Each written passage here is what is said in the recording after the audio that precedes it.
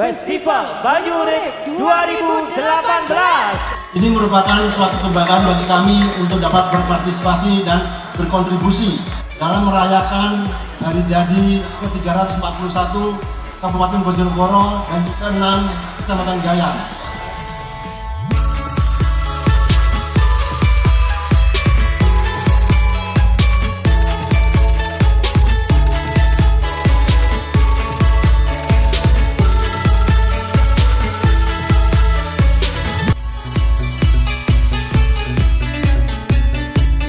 Dengan kegiatan Festival Banyurik ini, saya sangat mengapresiasi.